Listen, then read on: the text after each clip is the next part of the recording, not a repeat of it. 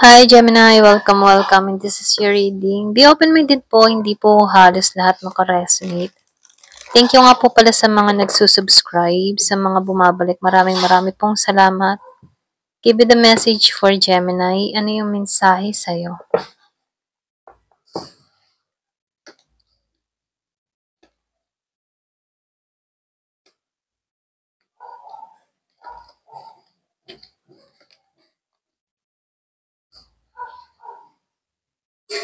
So nakikitaan ko dito, no? Ikaw yung tipo ng tao na matapang, malakas ang loob. So nakikitaan ko dito, hindi ka nawawalan ng pag-asa. Marami kang gustong mangyari, marami kang gustong marating. So, nandun yung pagkasabik mo sa kaalaman, ano. So, nakikitaan ko dito, marami kang natutunan sa mga pinagdaanan mo sa buhay, okay? So, dito, yung iba sa inyo, sa murang edad, marami ka ng mga kinaharap na pagsubok. Ayan. So, nafe-feel ko rin dito, meron kang mga kahilingan, meron kang mga ninanais, meron kang gustong mangyari or marating dito. So, kung ano man yung mga kahilingan na to, kung ano man yung ninanais mo dito, meron kang mapagtatagumpayan dito at meron kang makakamtan dito. Okay? Kaya lang dito, no, nakikitaan ko dito na yung iba sa inyo, narito ka sa healing process, okay? Or pwede rin sabihin na meron kang mga iniindang karamdaman. Meron akong nakikitang may sakit dito, okay? Pero ganun pa man, kahit nakakaramdam ka ng ganito, andun yung fighting spirit na malalampasan mo to. So, nakikitaan ko dito na matalino kang tao. So, dito, no, nakikitaan ko dito, andito ka sa stage na healing. Meron kang hinihilom sa puso mo or pwede rin meron kang nararamdamang physical na kung saan, ano, merong paghihilom or pwede rin sinasuggest dito na ito na yung time para sa health livings, okay? Ito na yung time para pagtuunan yung kalusugan, okay? So, nakikitaan ko dito, ikaw, matalino kang tao na kung saan, ano, marami kang mga natutunan sa buhay. Yung iba sa inyo, meron ditong matured, maedad na kung saan nagkakaroon ka ng kaliwanagan sa lahat ng mga nangyayari sa'yo. Natututunan mo kung paano to i-balance yung mga emotion or pwede rin yung mga problema dumarating sa'yo. Natatanggalan mo to, nakakat mo yung mga tao na hindi nakakabuti para sa'yo, no? So, nakikita ko dito, matalino ka, madiskarte ka, or pwede rin sabihin, nagiging ka lang logic sa sitwasyon, okay? So, dito, nakikitaan ko rin dito, yung iba sa inyo meron papasok sa buhay mo na Pisces.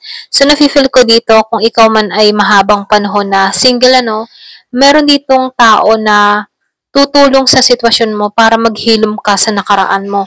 So, nakikitaan ko din dito, tapat tong tao na to, yung iba sa inyo pwedeng humantong sa kasalan to or pwedeng ito yung makasama mo habang buhay rito, no?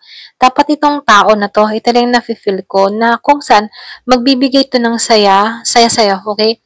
So, Year of the Dog, Pisces, meron din akong nakitang Cancer, and Scorpio, okay?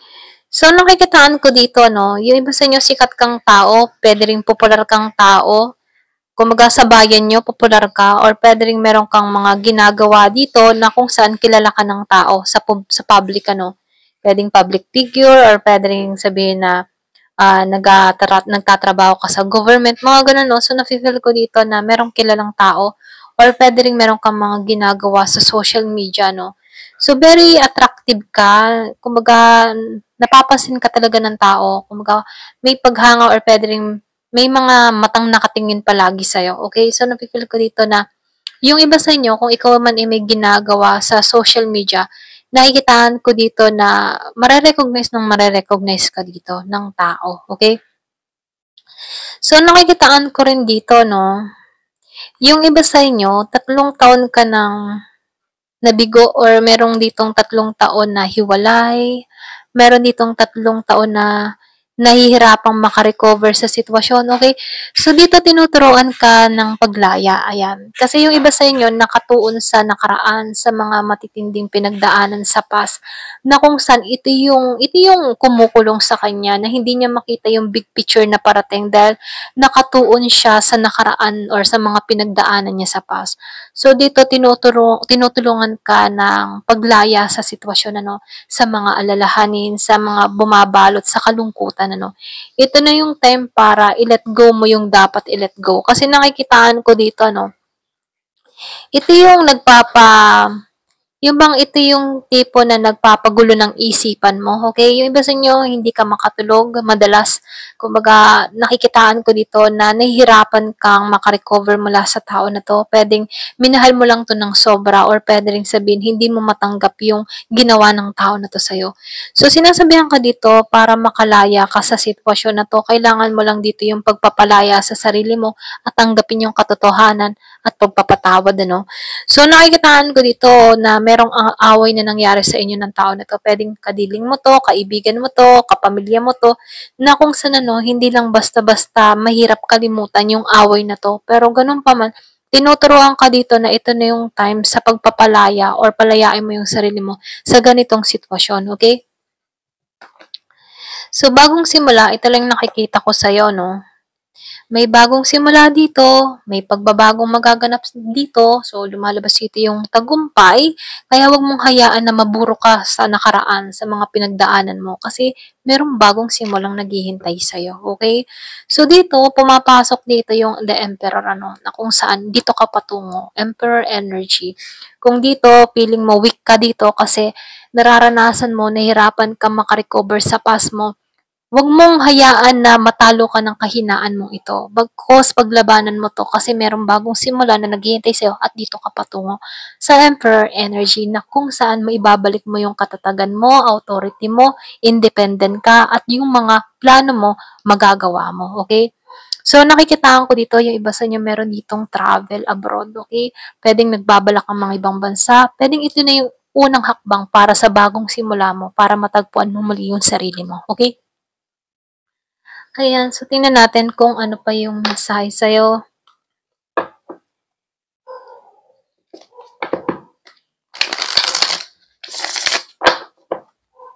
Give it the message.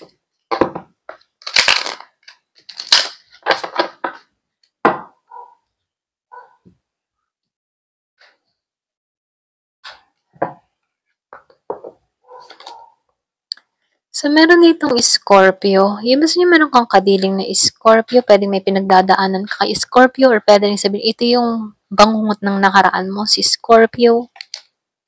Meron ding Pisces, ano?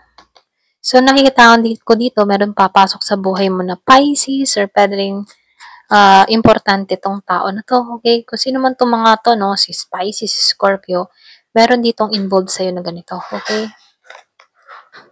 Love. So, nakikita ko dito, pwedeng love triangle to.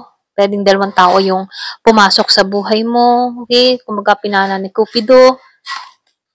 Yun yun. Okay, wow. So, lumalabas dito na may pagkikitang muli. Meron ditong negotiation or pwedeng sabihin merong offer. So, lumalabas dito, no, pag-ibig na yung parating sa'yo.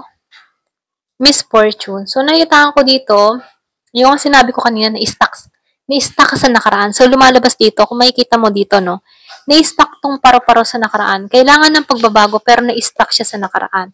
Kumbaga, yung parang tipo nakakulong siya sa nakaraan, okay, nakagapos pa rin siya sa alaala ng tao nito, na kung saan, si Spider to, na kailangan mo ng pakawalan dito. Kaya ka hindi nagbabago dito dahil hinahayaan mo ang sarili mo na ma-stuck dito. Pero ganun pa man, meron ako nakikitang renewal happiness sa'yo. Ito lang yung time para i-let go mo to. Ayan. So, dito, no, table. So, nakikitaan ko dito. Paano makakapasok ang tao sa buhay mo or bagong tao sa buhay mo kung ikaw dito ay nakakulong sa past mo, okay? So, dito, kailangan mo ditong pakawalan to para meron ditong mag-dine in sa'yo, okay?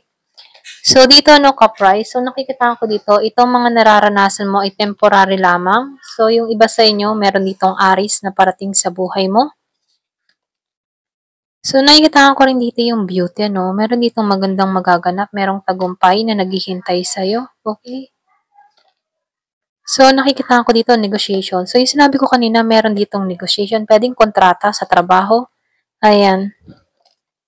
So, meron lang konting delay, ano?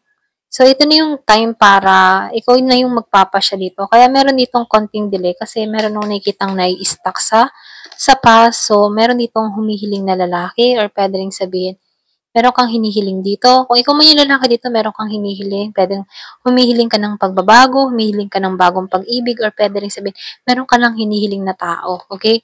So, richness. Wow. So, lumalabas ito. Magtatagumpay ka. Ako nung hiling mo, kung humihiling ka dito ng pagyaman. Ayan, pasensya na, uutal talaga ako. Pagyaman, pagyabong. Ayan.